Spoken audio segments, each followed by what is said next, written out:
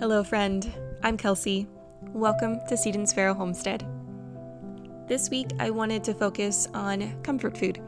Food that warms the heart and home. Food that stirs fond memories and togetherness, that can spark joy and bring calm into the home. I hope to encourage and inspire you this week to make some good food, sit around the table with those you love, turn off the screens, and just connect with each other. These recipes come from my childhood and hold many memories for me. I've revamped them a bit, infused them with some fall flavors, and of course prioritized using better ingredients. So come on in and make yourself at home.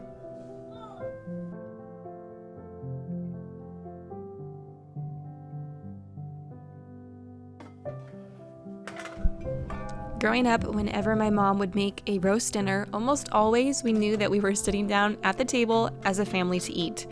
My dad often worked far away from home and didn't get home until late. It was always the best when we all got to eat together. And when I think about those times, I remember a roast. And there is something so comforting and warm in a roast dinner. Tonight I'm making a pork roast that is braised in apple cider. I have about a 4-pound roast that I have trimmed most of the excessive fat off of, and I have seasoned with salt and pepper, and I am browning that in my Dutch oven here, about 3 to 4 minutes per side. You want it to be deeply browned. Whenever I share a recipe using pork, I always get some concern over the quality of the meat. Now, it's not something we eat a whole lot of, but when we do, I always prioritize that it is pastured and organic. It's either raised by our friends or from a very local farm that I trust. While the pork is searing, you're going to whisk together 2 cups of fresh apple cider, not apple cider vinegar, don't mix those two up, 2 cups of chicken broth, 2 tablespoons Dijon mustard, and 1 tablespoon of dehydrated minced onion.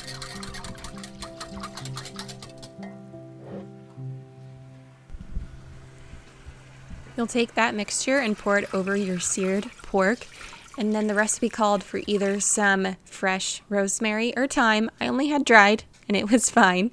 And it also called for a head of garlic that you place the whole thing in there. You just kind of chop off the top and you let it roast in there. I didn't have any fresh garlic, so I just threw in some of my mint stuff from the fridge, and that's fine too. This is going to braise for about 2 to 3 hours, flipping the meat at the halfway point. Now, what is a roast dinner without some veggies? I've chosen some carrots. I grabbed some fresh from the garden, and I pulled some potatoes from the pantry that were also from the garden, and I got those washed up. I'm going to get the potatoes boiling here. I just left them whole with their skins on. We're going to make some mashed potatoes, so I'm just going to boil them until they are fork tender.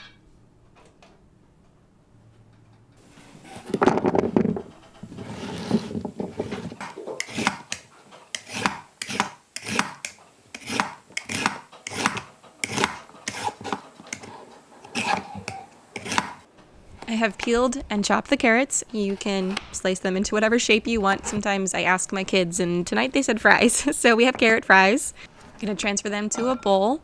Add in some olive oil and some maple syrup, about 2 tablespoons of each. Give them a toss and transfer them to a parchment-lined baking sheet.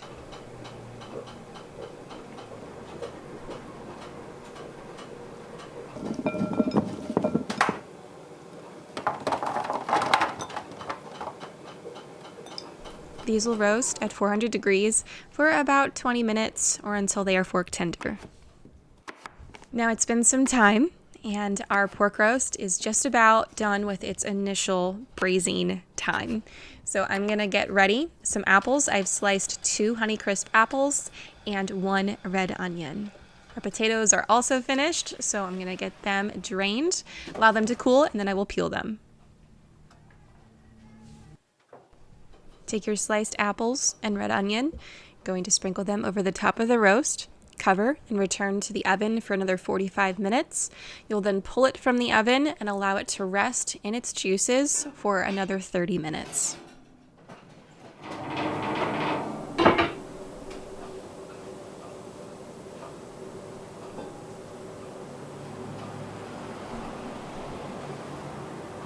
Onto the mashed potatoes, which are one of my husband Matt's favorite comfort foods. If I'm being honest, I don't love mashed potatoes. Never have. I used to refuse to eat them as a child. In the last 2 to 3 years, I have learned to, I don't know if enjoy is the right word, but I've learned to tolerate them. And the only way I tolerate them is with a ton of butter and a good helping of cheese. Matt, on the other hand, he would eat mashed potatoes with every meal. For the carrots, we're going to make a glaze. It is a maple pecan glaze. My kids love candied carrots, as do I. It's something that I grew up with and is honestly one of my mom's specialties. For this recipe, combine 1 tablespoon maple syrup, 2 tablespoons butter, 2 tablespoons brown sugar, and a 1/4 teaspoon cinnamon in a saucepan. Heat over medium heat until it bubbles. Add a 1/4 cup of chopped pecans, and then allow that to simmer for another minute or 2. Pour the mixture over your roasted carrots, and they are ready to serve. This meal was so lovely. The roast, tender and flavorful, those apples and the apple cider bringing in the flavors of the season. I always long for the flavors of fall, and I am just loving being in the kitchen right now. I love the change of pace in this season too.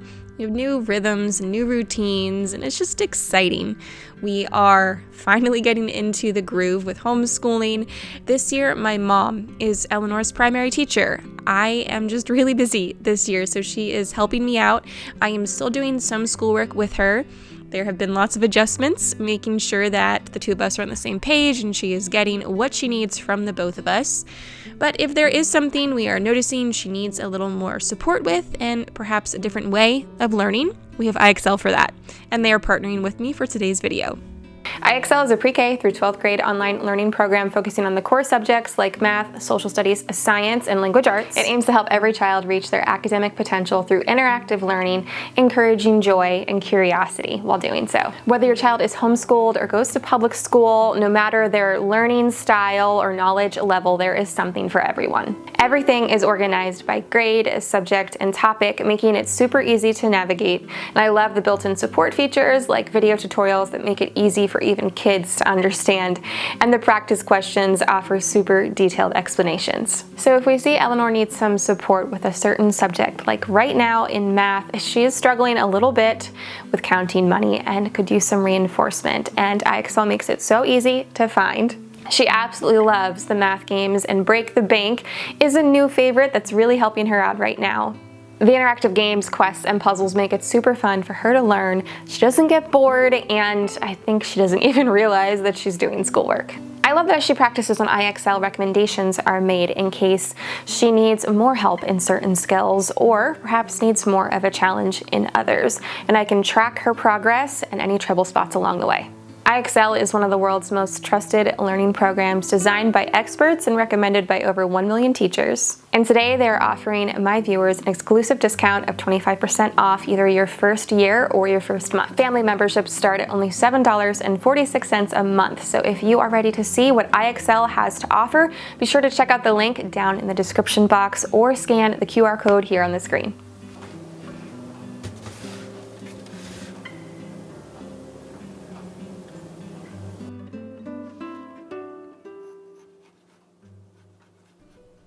This will be the first recipe where I have used tomatoes from my garden this year. Usually I am canning all of the things and making all of the recipes, and this has just not been one of those years. It has been a very hard year in the garden and just life in general. And some things were just totally out of my control. The weather, like I've said, very hot. It's been very dry. We're now on, I think, week 6 of no rain, and there's none in the forecast. Beyond that, the pests this year were out of control, and the disease and fungus was just relentless. Out of the 20 to 25 tomato plants I had in the garden, I think only 3 made it, and things just weren't ripening because the weather wasn't right, and you know what? It's okay. We have good years and bad years. There's always next year. I still have a very stocked pantry that I am working through. And I'm going to make the most of what I did get with this recipe right here. We're going to make a homemade tomato soup with some grilled cheese using a new to me bread recipe that just sounded like a lot of fun. Growing up, whenever my mom didn't know what to make for dinner or we couldn't agree, we would usually end up having grilled cheese and tomato soup. And there's just a lot of good memories that comes along with that. Usually it would be a really laid back meal and we'd have something on the television, probably, I don't know, Matlock or MacGyver or Star Trek. And I just have a lot of good memories surrounding grilled cheese and tomato soup. To make this, you're going to need either 3.5 pounds of fresh tomatoes, cored, quartered, and roasted with 1 to 2 onions. I just roasted at 400 degrees for about 30 minutes. Or you can use 2 28-ounce cans of the San Marzano peeled tomatoes that you can find in the canned goods section at the store. So my roasted tomatoes and onions went into my Dutch oven. Then I added 2 cups of broth. I used chicken broth. Then I'm going to add a 1/4 cup of freshly chopped basil. We're also going to do a tablespoon of honey in there. I did some seasoning, about 2 teaspoons of salt, 1/2 teaspoon of pepper. I did a teaspoon of oregano and just a little sprinkling of crushed red pepper flakes. And I also did about 2 to 3 cloves of minced garlic. I kind of forgot about the garlic, so that went in later. Otherwise, I would have just roasted that with the tomatoes and the onions. I allowed all of this to simmer for about 30 minutes over medium-low heat. Then I took an immersion blender and I blended all of it smooth.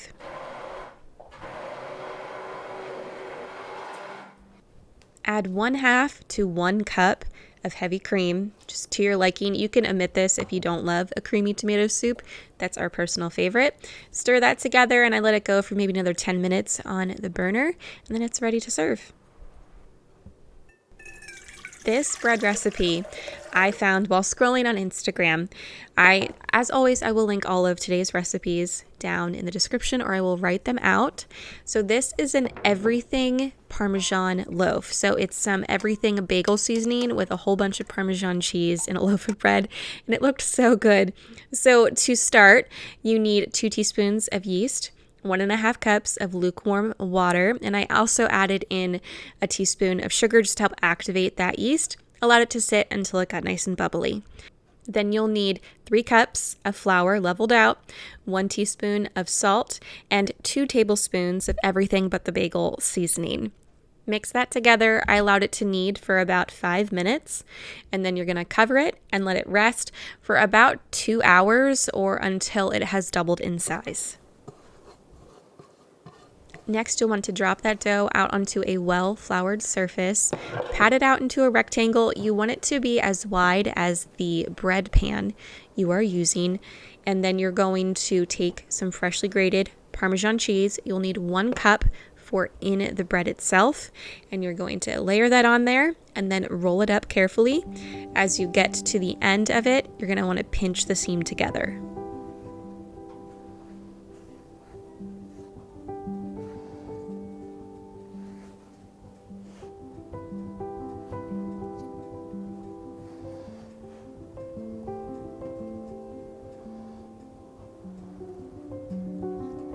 Transfer the loaf to a greased bread pan, cover it, allow it to rise for another 10 minutes.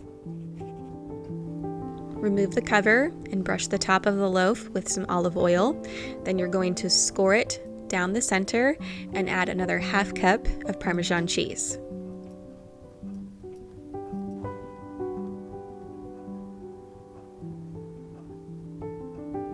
This will bake at 375 for 40 to 45 minutes.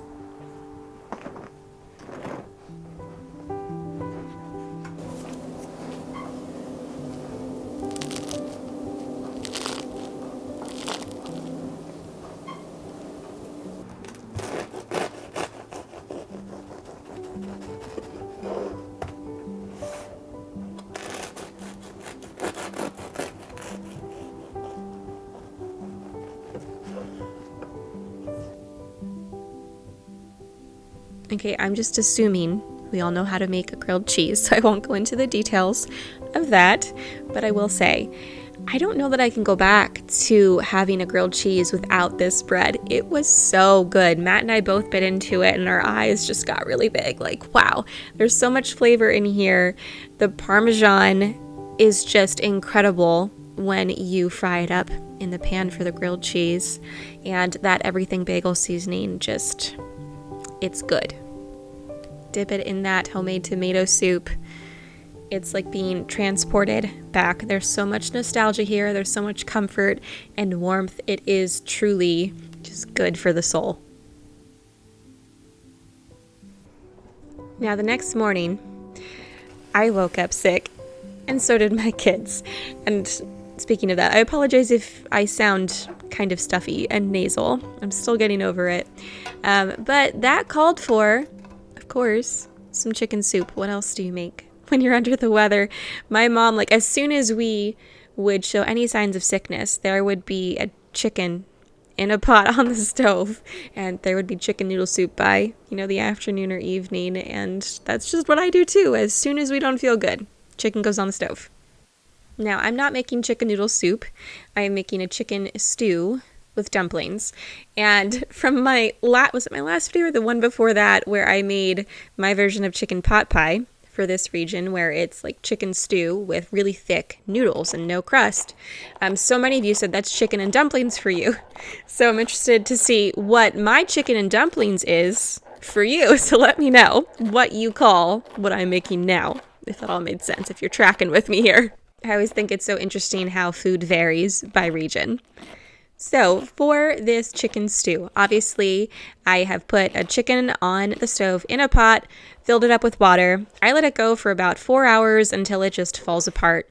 And then I strain out all of the meat and the bones, set the meat off to the side, set the broth off to the side, and then I chop up some veggies. I did 3 stalks of celery and some leeks. I did 1 very large leek and sliced those up, put them in that same pot, and I allowed them to get nice and tender with some butter over medium heat. I'm going to chop up my chicken once that cooled down. Now, if I wasn't using canned carrots, which is what I'm going to do, then I would say chop up 3 to 4 carrots and cook them with the celery and the leek, or you could do celery and carrots and onion. I just like the flavor that a leek adds. So I have used 2 of my pint jars of carrots. Go me. If you've been around for a while, you know I don't love canned carrots. The flavor doesn't compare to fresh carrots, but I'm not going to waste them. So they went into this soup, and after all of the veggies are nice and tender, I add the broth in, and then I add my chopped chicken in, let that simmer, and then I'll add some frozen peas. You can use canned peas if you want. I did about a cup, and then I will taste this and see what it needs. So I'll always do salt and pepper to taste. I think I threw in probably a tablespoon of parsley. I did some rosemary as well. Add whatever flavors you like in your chicken stew.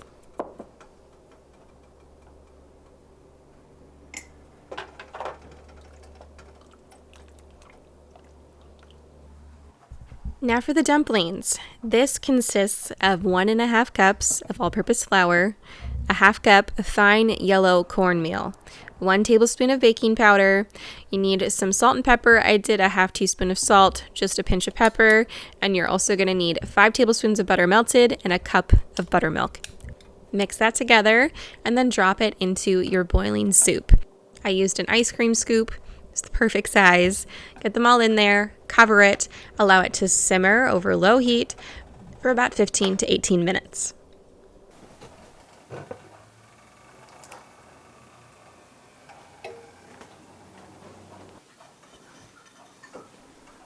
There is nothing like this golden goodness when you are under the weather. It was just what we needed for our sore throats. It just felt nourishing to the body. And anytime this meal, chicken and dumplings, is just the ultimate comfort food to me and really takes me back home.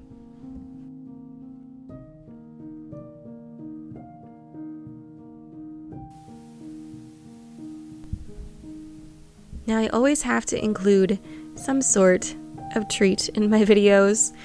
It is baking season, it is cozy season, and it's time for the first batch of cinnamon rolls. We're going to make an apple pie, a cinnamon roll. They are just delightful, and I hope you try them. To start, you need 3/4 cup of warm whole milk, 1 teaspoon of granulated cane sugar, and 2 1/4 teaspoons of active dry yeast. Allow your yeast to activate and get bubbly. Then you're going to add 4 eggs at room temperature, a 1/4 cup of honey, 4 cups of all-purpose flour, 2 teaspoons of salt, 10 tablespoons of room temperature butter cubed. You're going to mix all of that together until well incorporated, kneading for about 5 to 8 minutes. I covered my dough, let it rise for 45 minutes, and then I did a stretch and fold. You just take your dough and you pull it up, stretch it out, and fold it back on itself. And then you turn the bowl a bit, do it again. I did it about 8 times around. And then I covered it and I let it rest again for another 30 minutes before shaping it. You'll want to take your dough and roll it out into about a 12 by 16 inch rectangle. Melt 4 tablespoons of butter and brush over your dough. Now you can use either applesauce or apple butter. I'm using apple butter, 1/2 cup, spread over the top of the butter. Sprinkle a 1/2 cup of brown sugar on the top of that. Dice 2 apples and spread them out over everything evenly.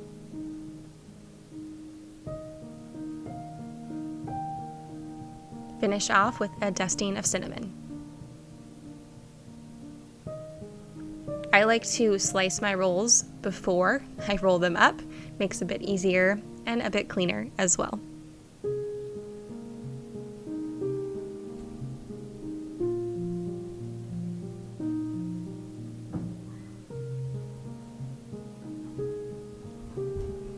Place the rolls into a greased 9 by 13 pan. This recipe will give you 9 fairly large rolls. I like to do 8 in a pan and 1 in a small dish that we get to taste test right away. I'm going to cover these and allow them to rise for 30 minutes. Before putting it into the oven, pour in some heavy cream, just enough that it comes maybe 2/3 of the way up the cinnamon rolls. They bake at 350 for approximately 25 to 30 minutes. It really just depends on your oven, but you don't want to overbake these. You can always test with a thermometer.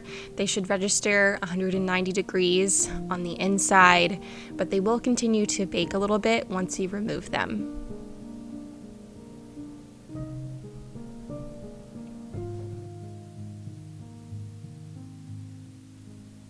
While they cool down, I mix up some icing. I used 4 ounces of cream cheese softened, 2 cups of powdered sugar, 3 tablespoons each of milk and maple syrup, and a good splash of vanilla.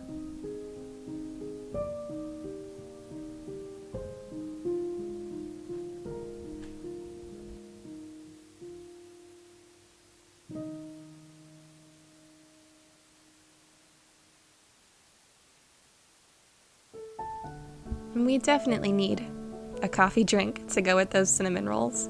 This is my current favorite. 2 tablespoons of maple syrup in the bottom with a sprinkle of sea salt. Pour your coffee on top. To finish it off, steam 3 ounces of whole milk, then add 1 teaspoon of brown sugar to that and froth.